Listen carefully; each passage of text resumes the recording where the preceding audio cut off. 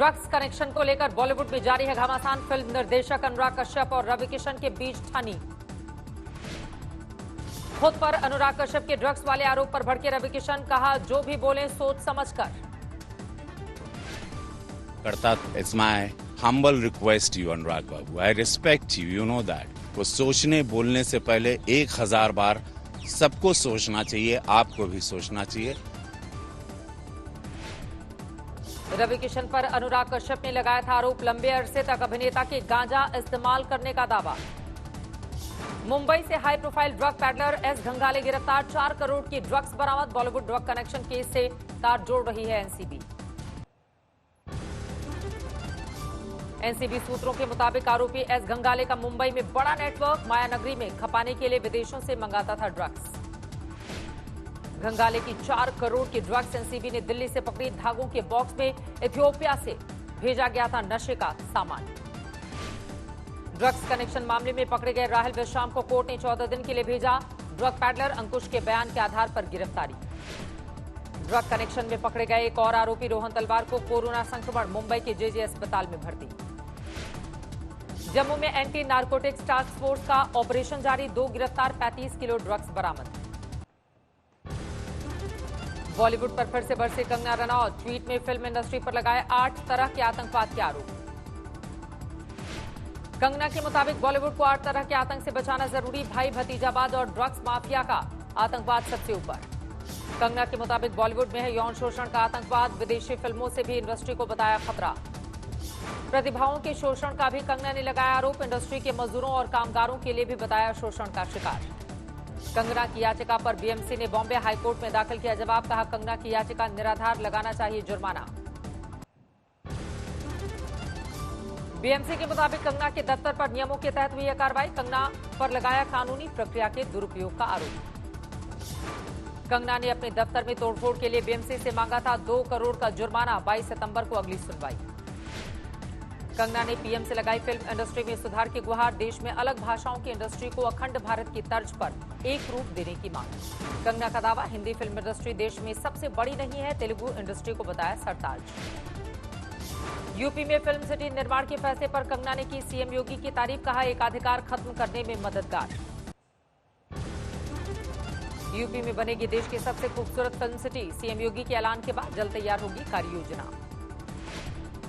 योगी आदित्यनाथ के film city बनाने के प्लान का फिल्मी सितारों ने किया स्वागत, बीजेपी सांसद और अभिनेता रवि किशन ने सीएम योगी को दिया धन्यवाद। बीजेपी सांसद मनोज तिवारी और मशहूर कॉमेडियन राजू श्रीवास्तव ने भी सीएम के प्लान की प्रशंसा, बोले यूपी में बननी चाहिए सबसे बड़ी फिल्म सिटी। अभिनेता अरुण बख्शी ने भी सीएम योगी को दी बधाई। गीतकार मनोज मुंतशिर ने कहा, तेलुगु के लिए तेलंगाना में फिल्म सिटी तो हिंदी भाषियों के लिए महाराष्ट्र में क्यों है। सीएम योगी को गायक अनूप जलोटा ने दी बधाई, कहा यूपी के टैलेंट से चमक रही है मुंबई की फिल्म इंडस्ट्री। सामने आया सुशांत सिंह राजपूत का नया वीडियो में घर की छत पर कागज का जहाज उड़ाते दिख रहे हैं सुशांत। 20 अप्रैल का है वीडियो। कल खुल सकता है सुशांत की मौत का राज, सीबीआई के साथ एम्स के डॉक्टर्स की बैठक में बिसरा और पोस्टमार्टम रिपोर्ट को लेकर होगी चर्चा। सामने आई सुशांत के बैंक अकाउंट की एक्सक्लूसिव डिटेल्स, 8 जून 2020 से लेकर 13 जून के बीच सुशांत के अकाउंट से हुआ लाखों रुपए का ट्रांजैक्शन। मौत के एक दिन पहले 13 जून को सुशांत ने किया था 3 ट्रांजैक्शन, खाते से किए थे 29,000 के पेमेंट। 2017 से 20 तक बैंक डिजिटल खंगाल रही है जांच एजेंसियां, करोड़ों की लेन देन की जांच, आमदनी से ज्यादा खर्चों की पड़ताल। कोटक महिंद्रा बैंक डिटेल्स के मुताबिक सुशांत के खाते में कुल जमा रकम थी 53 करोड़ 65 लाख 68 हजार रुपए। 3 साल में अकाउंट से निकले 51 करोड़ 39 लाख 19 हजार रुपए। जून में मौत से पहले सुशांत के खाते में बचे थे 2 करोड़ 26 लाख 48 हजार रुपए। बैंक डिटेल से खुलासा, 3 साल में 344 बार जमा हुए पैसे, 3,561 बार पैसे की निकासी की गई। सुशांत के खाते से 3,561 बार हुई निकासी पर जांच एजेंसियों की नजर, किसने कब कहां और क्यों निकाले इतने पैसे। लोकसभा में बोले फारूक अब्दुल्ला, भारत को पाकिस्तान से करनी चाहिए बातचीत, संसद में दी चीन से जारी बैठकों की दलील। बिहार की चुनावी जंग में ओवैसी की एंट्री, यूडीएस से गठबंधन के जरिए आरजेडी के मुस्लिम यादव समीकरण में सेंधमारी की कोशिश। बेरोजगारों के मसले पर प्रियंका गांधी ने योगी सरकार पर साधा निशाना। उर्दू शिक्षक की परीक्षा देने वाले छात्रों से कहा, राज्य सरकार नौकरियों में अटका रही है रोड़ा। पीएम मोदी के जन्मदिन पर सेवा सप्ताह के तहत बीजेपी सांसद गौतम गंभीर की शानदार पहल। 5000 जरूरतमंदों को बांटे राशन किट, 1200 बुजुर्ग नागरिकों को बांटी छड़ी। स्वदेशी जागरण मंच की पीएम मोदी से अपील, किसानों के लिए सुनिश्चित हो एमएसपी। बीजेपी ने अपने राज्यसभा सांसदों को कल सदन में मौजूद रहने का दिया निर्देश, व्हिप किया जारी। सीबीआई ने अगस्ता वेस्टलैंड मामले में चार्जशीट दाखिल की, 15 नामजद। दिल्ली के इंदिरा गांधी अंतर्राष्ट्रीय हवाई अड्डे पर प्राइवेट जेट विमानों के लिए विशेष टर्मिनल की शुरुआत। नागरिक उड्डयन मंत्री हरदीप सिंह पुरी ने किया उद्घाटन। गृह मंत्री अमित शाह ने डॉक्टर्स को लिखा पत्र, कोरोना इलाज के लिए कहा शुक्रिया।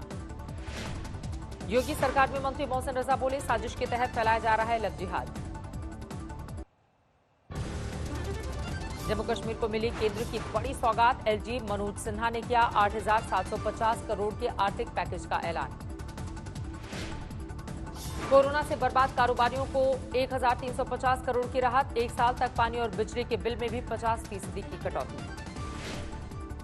बिहार के आरा में जन अधिकार पार्टी प्रमुख पप्पू यादव पर केस होने से भड़के कार्यकर्ता, सीएम नीतीश का पुतला फूटा। बिहार के शिवहर से जेडीयू विधायक शरफुद्दीन पर हमला, 4 आरोपी गिरफ्तार। मथुरा में अवैध हथियार की खरीद फरोख्त में 2 बदमाश गिरफ्तार, 5 राइफल बरामद। दिल्ली में पुलिस ने चीन की जासूसी के आरोप में एक पत्रकार को धरा। चीनी इंटेलिजेंस एजेंसियों को दे रहा था संवेदनशील जानकारी। पुलिस के स्पेशल सेल ने राजीव शर्मा नाम के फ्रीलांस पत्रकार को गिरफ्तार किया। जानकारी के बदले लेता था मोटी रकम। पुलिस ने चीनी महिला और उसके नेपाली साथी को भी धरा। इन दोनों ने पत्रकार को दी थी बड़ी धनराशि।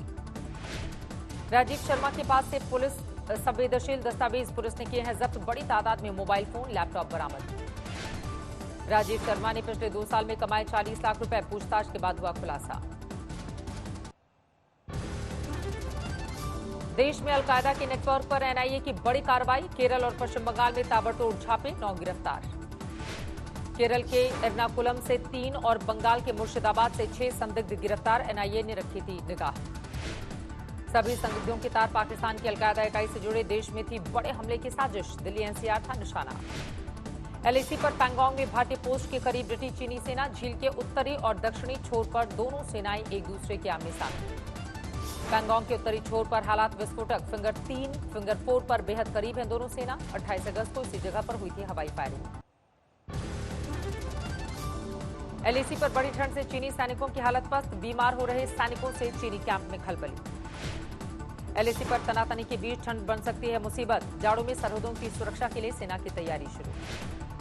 एलएसी पर माइनस में पहुंचा पारा। पैंगोंग, देपसांग, दौलत बेग, ओल्डी में -14 डिग्री। जम्मू कश्मीर के राजौरी में 3 लश्कर आतंकवादियों को सुरक्षा बलों ने दबोचा। तीनों ने हाल ही में ज्वाइन किया था ग्रुप। ड्रोन से पाकिस्तान ने इन आतंकवादियों के लिए गिराए हथियार। तीनों आतंकी कश्मीर के रहने वाले। देश में कोरोना के मामले 53 लाख के पार। महामारी से मरने वालों की तादाद 85,000 से ज्यादा। दक्षिण भारत में कोरोना संक्रमण की बड़ी मार। आंध्र प्रदेश में 24 घंटे में 8200 से ज्यादा केस, 58 की मौत। कर्नाटक में 24 घंटे में करीब 8,500 नए मरीज, 114 लोगों की मौत। 3700 से ज्यादा नए मरीज सिर्फ बेंगलुरु में। तमिलनाडु में 24 घंटे में करीब 5,500 नए मरीज। राज्य में अब तक 5,36,000 से ज्यादा मामले। केरल में भी तेजी से बढ़ रही है कोरोना संक्रमण की दूसरी लहर। आज सामने आए 4,644 नए मरीज, 18 की मौत। संसद के मॉनसून सत्र में कोरोना से बचाव का नया प्रोटोकॉल। हर 3 दिन पर होगा सांसदों का कोरोना टेस्ट। संसद में कवर करने वाले पत्रकारों की रोजाना होगी एंटीजन जांच। हर 3 दिन में कराना होगा RT-PCR टेस्ट। कोरोना पर दिल्ली के स्वास्थ्य मंत्री सत्येंद्र जैन का दावा। दिल्ली में वायरस का कम्युनिटी स्प्रेड। दिल्ली में 40 दिन में मरीजों का डबलिंग रेट। 5 दिन में बढ़ाया गया 500 आईसीयू बेड्स। ग्रेटर नोएडा में कोरोना से ठीक हुए 2 लोगों को वायरस ने दोबारा चपेट में लिया। 3 महीने से कम समय में नष्ट हुई एंटीबॉडी सेल।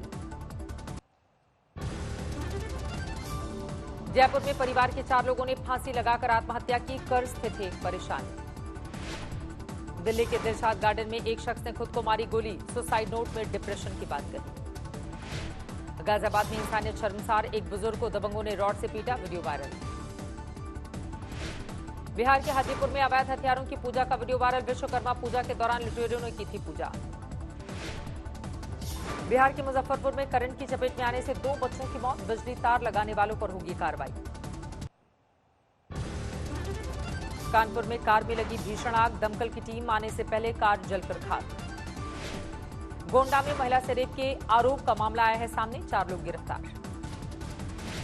अलवर में 45 साल की महिला से गैंगरेप, 5 आरोपी गिरफ्तार। पटना में 3 हथियार तस्कर गिरफ्तार, मुंगेर की बनी 8 देसी पिस्तौल बरामद। यूपी के जौनपुर में जमीन विवाद में बाप ने बेटे को मारी गोली, बेटे की मौत। मसूरी में फिर लैंडस्लाइड से बड़ी मुसाफिरों की मुश्किलें, मसूरी देहरादून हाईवे ठप। अरुणाचल प्रदेश में बादल फटने से हाहाकार, लेपाद्रा जिले में घरों मकानों में घुसा पानी, खेतों में खड़ी फसल बर्बाद। अरुणाचल के लोअर सियांग में लैंडस्लाइड से तबाही, 2 की मौत। इंगो नदी पर बना पुल फ्लैश फ्लड में बह गया, 2 शहर के बीच टूट गया संपर्क। महाराष्ट्र के औरंगाबाद में भारी बारिश से पैटर्न डैम लबालब, डैम के सभी गेट खोले गए। टिकटॉक वीचैट पर अमेरिकी प्रतिबंध के बाद बौखलाया चीन, कहा अमेरिका के खिलाफ करेंगे जवाबी कार्रवाई। अमेरिकी राष्ट्रपति डोनाल्ड ट्रंप ने ब्लैक लाइफ मामले में जुड़े प्रदर्शनकारियों को बताया ठगों की टोली, कहा प्रदर्शनकारियों ने गांधी प्रतिमा को भी नहीं बख्शा।